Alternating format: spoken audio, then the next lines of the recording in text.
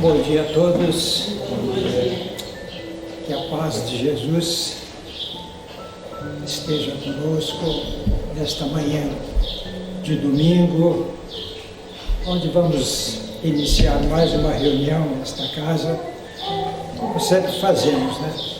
Hoje a palestrante é a Terezinha, companheira de muitos anos nessa casa. Não precisa fazer muitas informações a respeito, todo mundo já conhece. Uma trabalhadora incansável, que trabalha aqui no domingo, no rádio, né? Então, nós vamos ter a alegria de ouvi-la nesta manhã. E para tanto vamos lembrar a figura extraordinária de Jesus, procurando formar em nossas mentes o mestre amigo, o mestre de todos os instantes da nossa caminhada, que Ele possa nesta manhã abrir as nossas mentes para assimilarmos a mensagem que certamente irá nos fazer um pouco melhores nessa jornada tão longa de cada um e que necessitamos constantemente da ajuda de Jesus, porque ainda somos tão frágeis, né? Sem Ele jamais alcançaremos o nosso destino. Que Ele nos ampare, nos ajude nesta manhã e vamos então repetir a prece que Ele nos deixou para iniciarmos então a reunião. Pai bom e generoso, que estais no céu, santificado seja o teu nome, Senhor. Venha a nós o teu reino, seja feita a tua vontade, na terra como ela é feita em toda parte. O pão de cada dia, dá-nos hoje, Senhor. Perdoa as nossas dívidas, assim como nós perdoamos aqueles que nos devem, e não nos deixes, ó Pai, cairmos em tentação. Livra-nos do mal, hoje e sempre. Então, com a palavra, a nossa irmã Terezinha. Bom dia a todos. Eu só vou pedir assim, um pouquinho de desculpa, né? Porque algum momento eu vou estar interrompendo por conta de uma tosse que aconteceu aqui. É os pós-Covid, né? E hoje parece que não sei, uma tosse, mas não é nervoso não, viu? Nem um pouquinho. A gente vai falar hoje a respeito de um tema que eu acho bastante interessante e bastante atual. Nesse tema, ele está no livro Estrela Verde, de Divaldo Pereira Franco. É um compilado de historinhas, e no capítulo 5 desse livro tem uma história que tem o título Floresça onde te plantar. E é exatamente sobre isso que a gente vai estar falando hoje. E a história, ela conta que havia uma jovem de uma família muito rica de Los Angeles e que ela estava prestes a se casar. Mas o noivo foi convocado para ir combater na guerra do Vietnã. Mas antes dele ir para a guerra do Vietnã, ele teria que ficar um mês em treinamento no deserto da Califórnia. Essa jovem, então, muito apaixonada, ela resolveu, então, antecipar o casamento dela, porque dessa forma ela poderia acompanhar o noivo, né, depois o marido, durante o treinamento e ficarem junto durante um mês. E isso, então, realmente acontece. Ela casa-se e vai então para esse deserto da Califórnia, onde próximo à base do treinamento ficava uma aldeia de índio abandonada. E uma das cabanas então dessa aldeia foi devidamente preparada, arrumadinha para receber o casal. No primeiro dia lá no deserto, então, a jovem estava toda, né, empolgada. O marido chega de noite cansado, né, alquebrado por conta do calor do deserto, quase 45 graus. Então ela o ajuda a tirar a farda, a se banhar, e eles têm então depois uma noite romântica, maravilhosa. Passado o fim de uma semana, a jovem já se sentia um pouco entristecida. Ela já não estava assim tão feliz. E ao cabo de 10 dias, ela já estava quase entrando em desespero, por conta da rotina que se tornara a vida dela. Todo dia era a mesma coisa. O marido saía de casa às 5 horas da manhã e retornava então às 10 horas da noite, cansado, extenuado do treinamento pesado que ele tinha. E a jovem então se sentia como que viúva de marido vivo. Ela resolve então escrever para a mãe e relatar para a mãe o que estava acontecendo, a tristeza, a infelicidade que ela estava sentindo, e falava para a mãe, comunicava então à mãe que ela estava pensando seriamente em abandonar o marido. A mãe então, uma senhora de muito bom senso, ela escreve então a resposta à carta da filha, e ela diz assim na carta: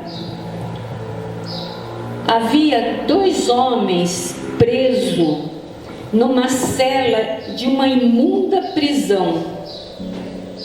Um deles olhava para o céu e via as estrelas. O outro olhava para o chão e via só lama.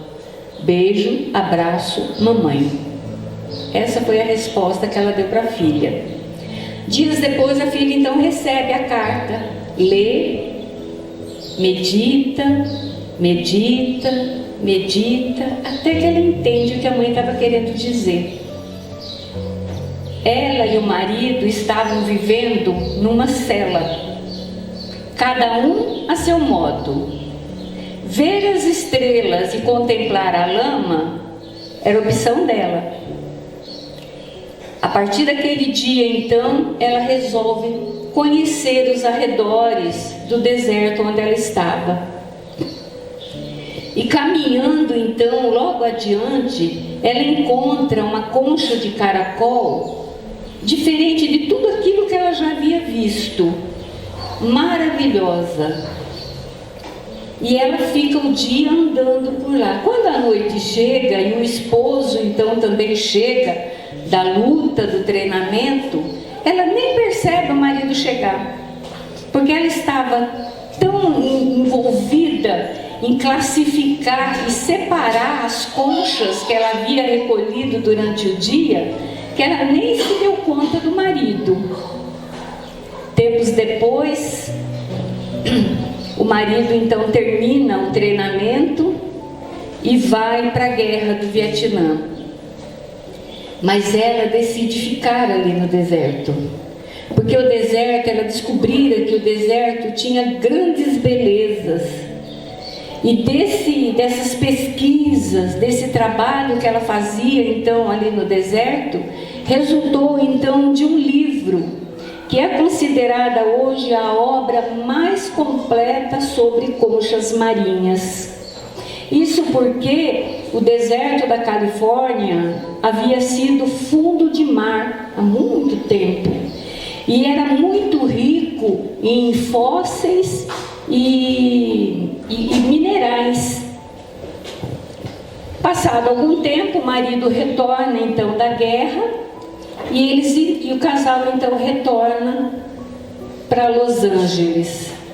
Mas ela retorna para Los Angeles totalmente modificada, porque ela trazia com ela uma imensidão de experiências salutares. Isso tudo porque ela aprendera a florescer onde Deus a colocara. Linda história, né? E nós? Nós estamos florescendo onde Deus nos colocou? A história nos mostra que grandes vultos, grandes homens que nos precederam, conseguiram entender essa mensagem do florescer e fizeram a diferença na vida de muitas pessoas. Eles descobriram que eles podiam ser úteis e fazer a diferença. Nós podemos citar uma infinidade de nomes, a gente escolheu só alguns para pegar alguns exemplos. Mas se a gente fosse listar, nós ficaríamos aqui talvez o dia todo falando desses grandes trabalhadores da seara de Jesus e que deixou de si próprio para olhar o seu próximo, o seu semelhante. Madre Teresa de Calcutá, um dos nomes, que fez a diferença, ela olhando pela janela da sua cela, ela percebe que é fora dos muros do convento que havia necessidade do seu trabalho. E ela então, vencendo uma série de dificuldades, ela sai do convento e busca então daqueles aflitos, dos feridos, dos esfaimados, dos doentes, e passa então a trabalhar para eles, recolhendo-os daquela situação de miséria em que eles se encontravam, fazendo então a diferença. E ela, sob sol ou sob chuva, andando a pé, ela ia para todos os cantos, sorrindo, rezando e resgatando esses infelizes. Certa ocasião, um jornalista, conversando com Madre Teresa, disse a ela assim: como que é então a sua vida? E ela responde para o jornalista: sou simplesmente um instrumento de Deus. Se faço alguma coisa de bom, não é por mim ou por mérito meu. Simplesmente executei da melhor maneira possível a inspiração do Senhor. Por isso, não precisa falar de mim, mas da obra que o Senhor me inspirou. Olha que espírito diferenciado. Mas nós podemos ir mais. Nós podemos falar também de Maria de Magdala, ou Maria de Madalena, que tem uma história linda de mudança, de transformação. Ela, que a partir do momento que ela conhece Jesus, ela resolve então mudar a sua vida e deixa então uma vida de luxo, de conforto, de prazeres da carne, como ela vivia, para então começar a encarar as praias ensolaradas e sem nenhum conforto, colocando ou mergulhando as mãos em corpos pútridos por conta da lepra. E dessa forma, então, vencendo as suas dificuldades interiores, sobressaindo-se, e depois, então, agraciada ainda no momento da sua morte com a presença de Jesus. Mas nós podemos ir mais longe ainda, porque a decisão de Simão Pedro também não foi fácil.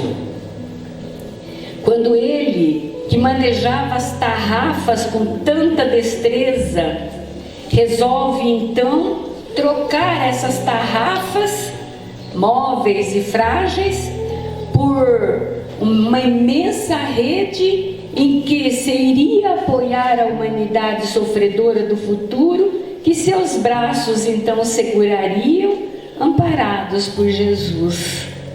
Foi uma tarefa também difícil, mas que havia sido uma decisão de transformação. Paulo de Tarso, quem nunca ouviu falar também de Paulo de Tarso? Que no momento então, que diante daquela luz celeste, ele então já estirado ao chão, ele se desnuda da sua altivez, da sua arrogância, e na sua humildade ele pergunta: Senhor, o que queres que eu faça? E a partir daí, desse momento então, ele começa o seu trabalho dentro do cristianismo, trabalhando incansavelmente, passando por tormentos até terríveis, mas ele leva para os quatro cantos da terra a boa nova, a mensagem de Jesus. E lá, no seu momento final, quando então o soldado estava já pronto, preparado para decepar-lhe a cabeça, o soldado então olha para Paulo naquele momento e diz assim: lastimo, cadê? Deixa eu achar aqui. Lastimo ter sido designado por este feito, e intimamente não posso deixar de lamentar-vos. E ao que Paulo então responde a esse soldado: não sou digno de lástima, tendes antes compaixão de vós, porque eu morro cumprindo deveres sagrados em função da vida eterna, enquanto vós ainda não podeis fugir às obrigações grosseiras da vida transitória. Chorai por vós, sim, porque eu partirei buscando o Senhor da paz, da verdade, que dá vida ao mundo, ao passo que vós, terminada a vossa tarefa de sangue, tereis de voltar à hedionda convivência dos mandantes de crimes tenebrosos da vossa época. Isso daqui mostra uma pessoa que já conseguiu, assim como Francisco, a sua paz interior. Perder a cabeça naquele momento não era o mais importante, mas sim o trabalho, aquilo que ele levava. Francisco de Assis, outro nome, outro expoente, né, do cristianismo, que também deixou de si em favor do outro, porque ele troca o conforto do seu lar, da sua casa, e ele então vai viver uma vida de pobreza, mas com tanto amor no coração pelas criaturas e pela natureza, que em certa ocasião ele beija um leproso que havia se aproximado dele para pedir uma esmola, causando então naqueles que estão à sua volta repugnância. Mas esse amor, nesse instante, é que ele percebeu que dentro dele era muito forte, muito intenso, e começou então a trabalhar o amor. E a mensagem que Francisco de Assis inspirou no pensamento de todos os seguidores do Cristo foi de que todos podemos ser felizes dentro da simplicidade, amando e servindo aqueles que por si só não conseguiam ainda servir. Conta que certo dia, enquanto Francisco de Assis regava as plantas, um frade amigo seu então se aproxima de Francisco e diz assim: Francisco, se você morresse amanhã, o que você faz? Se você soubesse que você morreria amanhã, o que você faria? E Francisco olha para o frade e diz assim: continuaria regando o jardim. Essa resposta de Francisco mostra que a sua paz de espírito, fruto do dever retamente cumprido, ao imenso amor que espalhava no mundo, era tanto que poderia esperar a morte com a calma dos justos.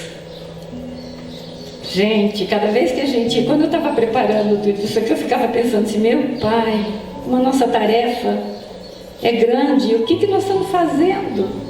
Olha o desprendimento desses trabalhadores.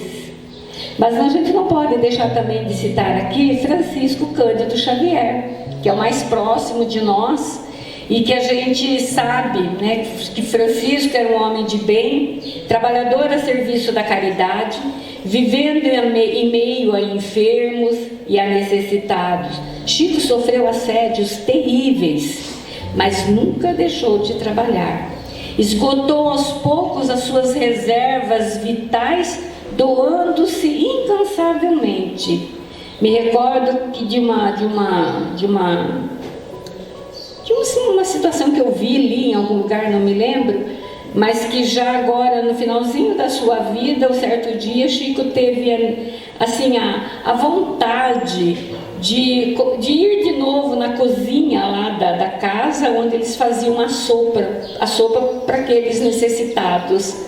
Então, quando Chico entra na cozinha e as mulheres estão lá trabalhando na confecção da sopa, Chico se emociona de uma maneira tão grande que ele faz uma prece que fala que comoveu a todos que ali estavam. Olha, só em verificar uma sopa, né? Mas as suas mensagens, as mensagens da psicografia, né, trouxeram tanto alívio e esperança a milhões de corações, aos descrentes, despertavam a fé nos vacilantes, deu razão de viver àquele que já tinha deixado de lado a felicidade, sopraram ânimos e coragem para recomeçar a tarefa, e muitos quando tudo lhes parecia perdido. Certa ocasião, então, Chico disse assim: acreditamos que o Cristo nos fez ricos a todos, sem exceção, porque a riqueza autêntica, a nosso ver, eu tenho a impressão que estou vendo o Chico falar isso, procede do trabalho de todos nós. De uma forma ou de outra, podemos trabalhar e servir. E ele diz assim: quanto à felicidade, cremos que ela nasce na paz da consciência, pelo dever cumprido e cresce no íntimo de cada pessoa, à medida que ela procura fazer a felicidade dos outros sem pedir nada em troca. Veja só, então, como eu disse logo no início, se a gente fosse ficar aqui classificando cada um desses trabalhadores dessa seara, nós ficaríamos aqui talvez o dia todo. A gente só escolheu esses daqui, assim, meio que aleatoriamente, para falar um pouquinho de um trabalho de pessoas que entenderam a mensagem de Jesus, entenderam o porquê deles estarem aqui e floresceram onde Deus os colocara. E mais uma vez, então, eu pergunto: e nós? Estamos florescendo onde fomos colocados? Estamos aproveitando a oportunidade dessa encarnação? Da bênção dessa encarnação? Porque nós tivemos o merecimento, porque bem assim, o merecimento de estarmos aqui encarnados, uma oportunidade ímpar. E o que nós estamos fazendo?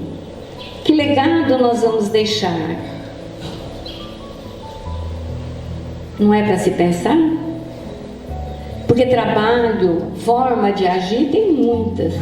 Eu me recordo, porque nós somos muito ágeis em julgar, em criticar, nós somos muito rápidos nisso, sem ver consequência ou sem analisar a situação do outro. Nós simplesmente julgamos, criticamos, reclamamos do nosso trabalho, do nosso colega de trabalho, reclamamos dos familiares, às vezes difíceis, que estão à nossa volta, reclamamos às vezes do trabalho do centro espírita. Achamos que tem que ser diferente, que tem que ser assim, mas eu continuo sentadinha lá e não faço nada para modificar. E aí eu me recordei, quando estava pensando em tudo isso, que quando eu fui trabalhar em Londrina, Londrina tem, eu não sei se ainda tem, viu, gente? Isso era quando eu estava trabalhando, né, antes da aposentadoria, uns aninhos atrás. Londrina tem um sistema lá que chama processo de remoção. E é assim, todo ano esse processo de remoção acontece. É uma oportunidade que dá aos funcionários, aos servidores, de muitas vezes trocar de lugar, que às vezes está insatisfeito naquele lugar que está trabalhando. Esse processo de remoção, então, é uma oportunidade dele procurar um outro trabalho, ou às vezes trabalha muito distante de casa, é uma oportunidade nesse processo de remoção de conseguir uma vaga mais próxima da sua residência. E isso tudo acontecia, não sei se acontece ainda. Eu me recordo que quando eu fui para Londrina, eu fui trabalhar lá na unidade de saúde do Milton Gavetti. E tem um porquê, tem um porém também dentro desse processo de remoção, que diz assim, que se você ficasse mais de um ano numa unidade só, sem passar pelo processo de remoção, automaticamente aquela vaga já era sua. Você não precisava, se você não quisesse, entrar mais em processo de remoção. E aconteceu então comigo. Eu fui para essa unidade e por 2 anos não houve processo de remoção. Foi numa época em que houve cassação de prefeito, entrou outro prefeito, mudou secretário de saúde, e ficou aquela coisa e não houve o processo de remoção. E eu fiquei na unidade do Milton Gavete por quase 1 ano e meio. Automaticamente, então, essa vaga era minha. Eu não precisava mais sair dessa unidade. Mas certo dia, então, a responsável, né, lá ali da Vila da Saúde, ligou lá na unidade. Quer dizer, me descobriram lá, depois de 1 ano e meio me descobriram lá na unidade. E disse assim para mim, assim, Terezinha, a partir de segunda-feira, você vai trabalhar lá na usina Três Bocas. Gente, eu não sei se vocês conhecem essa usina Três Bocas. É longe, é bem longe. É lá pro lado da Maravilha. E aí eu falei assim, tá bom. Ué, eu não podia fazer nada, eu tinha que fazer alguma coisa, né? Eu falei, tá bom. As meninas que trabalhavam comigo, né, disseram, não tá bom não, essa vaga é tua, você não tem que fazer mais isso. Você não é obrigada a mais fazer isso. Não, a gente não vai deixar, que não sei o quê. Eu falei, gente, larga a mão. Eu vou, né? Não tem problema, para mim não tem problema onde eu vou servir, né? Eu estou aqui para trabalhar, prestei um concurso para trabalhar. E aí elas disseram para mim, Terezinha, você sabe onde que é a usina Três Bocas? Não faço nem ideia. Aí ela falou, então eu vou te falar onde que é, tá? Gente, eu moro no Cambé 2. Eu tinha que pegar o ônibus do Cambé 2 até aqui no centro, do centro até o terminal de Londrina, do terminal de Londrina até no terminal do Acapulco, do terminal do Acapulco até na usina Três Bocas, porque o ônibus depois ia para Maravilha. Então eu tinha que sair de manhã de casa para conseguir chegar 12h30 lá no meu trabalho, porque 6h30 a gente encerrava o expediente, era 6 horas de trabalho, eu entrava 12h30, saía às 6h30, mas eu fazia esse horário, saía às 6h30, porque às 6h30 passava o último ônibus, que voltava para cá, depois não tinha mais, então eu não podia perder esse ônibus. Mas tá, fui, falei que eu ia e eu fui. Gente, a usina Três Bocas é uma unidade rural que fica dentro de um pasto. A minha única companhia era as vacas, só. Não tinha nada, eu trabalhava à tarde, né, 12h30 que eu entrava, então não tinha médico, não tinha zeladora, não tinha telefone, não tinha computador, não tinha nada, nada. O telefone ficava na venda do patrimônio lá, ficava na venda. Quando alguém de Londrina ligava lá, então o seu Antônio lá da venda gritava, aí eu saía lá da unidade e ia lá no telefone público, no orelhão, para atender o pessoal. Quando estava seco, tudo bem, mas dia de chuva, você tem que sair de lá, passar naquela lama toda, porque não era asfalto, para você ir lá atender telefone. E muitas vezes eu brigava. Falei, gente, pelo amor de Deus, vocês sabem onde que eu estou? Uma chuva dessa, vocês me telefonam, não dá para telefonar outra hora, ou me falar depois, não sei o quê. Mas muitas vezes chovia lá, mas não estava chovendo aqui. Então a pessoa falava assim, mas chuva? Mas que chuva? Eu falava, aqui está chovendo, está uma lama danada. Então era uma situação muito, muito difícil, porque eu não fazia nada. Eu conversava com as vacas. Então ficava eu na janela, a vaca do lado de lá, e nós conversávamos. Batia uns papos até mais ou menos. E como não tinha zeladora e as vacas andavam assim, então vira e mexe, você estava lá fazendo uma coisa, você só escutava assim, ploc, ploc, ploc. Eram as vacas fazendo a sujeira tudo na calçada. E aí eu tinha que ir lá pegar balde lá e jogar água. E eu ficava, minhas amigas, pelo amor de Deus, né? Tá certo que eu não tenho serviço, mas também preciso fazer isso. Foi passando o tempo, gente, aquilo começou a me dar uma coisa, porque eu não tinha nada para fazer, não tinha ninguém para conversar, não tinha nada. Eu pensava comigo assim, mas o que eu estou fazendo aqui? Um dia eu estava sentada no banquinho em frente à unidade, e eu estava sentada lá no banquinho e pensando lá. Falei, Senhor, mas meu Deus, eu estou aqui fazendo o quê? Parecia um concurso para fazer o quê? Lavar cocô de vaca e conversar com vaca? Falei, Senhor, deve ter alguma coisa que eu devo fazer, o que eu tenho que fazer nesse lugar. Me mostra alguma coisa para fazer, porque eu não sei mais. Eu levava livro, lia, mas aí me dava até sono, às vezes eu até cochilava em cima da mesa, não tinha nada.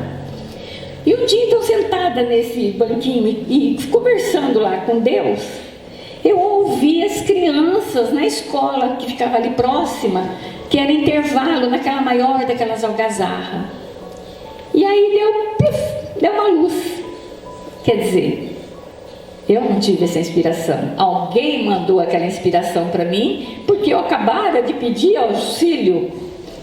E aí eles pensaram assim: Terezinha, tem um monte de criança ali na escola, vai lá fazer alguma coisa, né? Aí eu pensei assim: olha, mas não é que fui lá na escola, fechei a unidade, fui lá na escola e conversei com a diretora. E aí eu entrei nas salas e pedi para as crianças que a partir então do outro dia, todas me trouxessem as carteirinhas de vacina, que eu ia conferir todas as vacinas. E aí começou esse trabalho de carteirinha, era carteirinha. Então eu fiz uma caixa para cada salinha, né, para não misturar as carteiras e eu saber depois onde devolver. E eu comecei a analisar as carteirinhas e confrontar com os atrasamentos que haviam lá. E aí, as crianças que estavam em atraso de vacina, eu colocava um bilhete na carteirinha, grampeava, pedindo autorização para a mãe para vacinar aquela criança, colocar a vacina em dia, ou então que ela trouxesse ou viesse com a criança quando viesse na escola e ia lá no posto fazer a vacina. Gente, eu movimentei o povo, porque as mães se envolveram, a professora se envolveu, a Vila da Saúde se envolveu, a sala de vacina teve que se envolver, porque teve que aumentar o estoque de vacina lá para a unidade. Eu sei que eu fiquei um tempo envolvida com essas vacinas, com essas crianças, e trabalhando. Coloquei tudo em dia, e eu sentei de novo e falei: Senhor, acabou, e agora? O que mais? Eu preciso de mais, o tempo está passando, eu preciso de mais coisa. Aí veio a inspiração novamente. Voltei na escola, pedi para as professoras para fazer uma reunião com as mães das crianças. Gente, desculpa, mas essa coisa que está feia.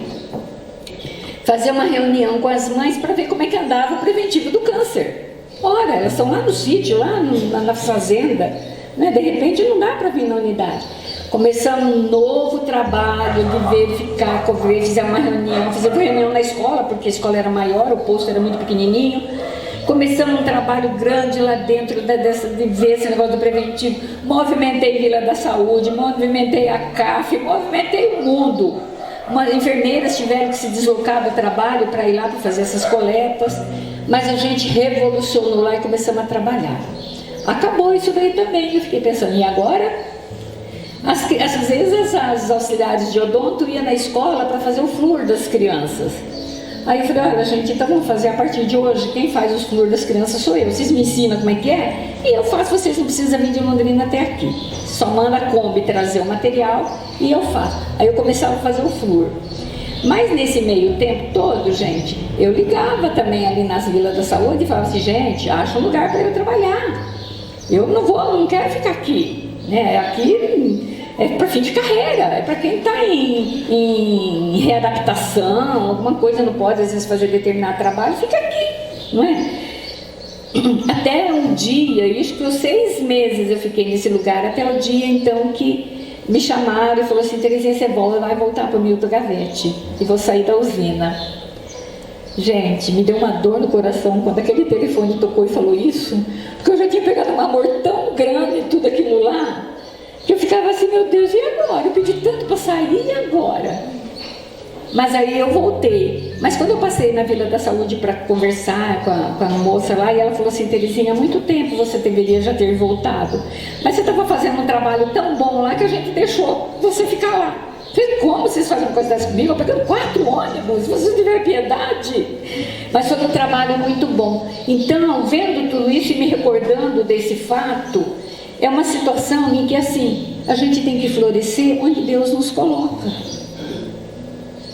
Não importa onde seja, não importa no que seja, mas a gente tem que florescer, tem que fazer a diferença dentro daquele lugar que a gente está, dentro do nosso trabalho, dentro da nossa família, dentro das nossas organizações religiosas ou social. Nós temos que fazer a diferença, nós temos que florescer. Nós temos, Joana de Ângeles diz assim, ó: Não adies os teus deveres a pretexto de carência de recurso. Porque muita gente fala assim, não faço nada, não tenho nada, não posso, não tenho isso, não tenho aquilo. Aí ela continua dizendo assim, no lugar em que te encontras, sempre poderás semear a luz da esperança e do amor. Se não podes fazer quanto gostaria de fazer, faça alguma coisa.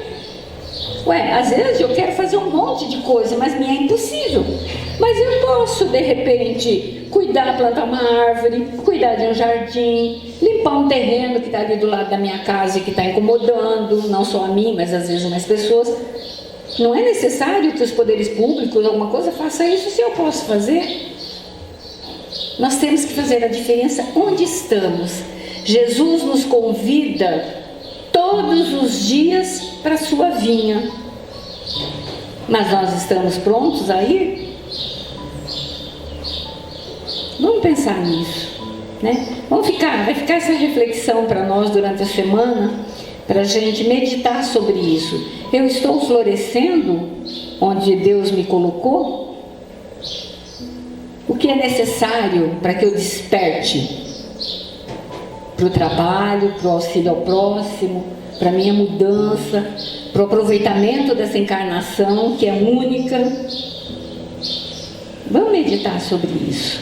E que Jesus nos abençoe, nos envolva, nos dê uma semana de muita luz e muita paz. Vamos resta agradecer a Deus, a Jesus, os bons espíritos, por tudo que recebemos nesta casa, pela mensagem que a Terezinha nos trouxe, que nos esclarece tanto, né? Que às vezes nós ficamos embaraçados,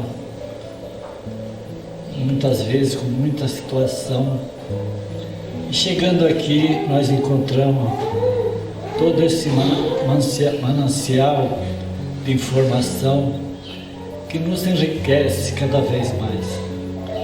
E Jesus já falava que nós devia ajuntar tesouro no céu. E a gente sabe perfeitamente que essas mensagens que nos chegam até nós, se nós colocamos em prática, são tesouros que nós ajuntamos para o céu. Então nós vamos agradecer a Deus, agradecer a Terezinha, a oportunidade desta casa que nos esclarece tanto. Que a sua paz, o seu amor nos envolva a todos nós. Que essa luz divina possa estar sempre iluminando nossos caminhos. Que dias melhores nós possamos encontrar pela frente. Que essa luz permaneça sempre em nossas mentes, em nossos corações. Muita paz a todos e um ótimo domingo.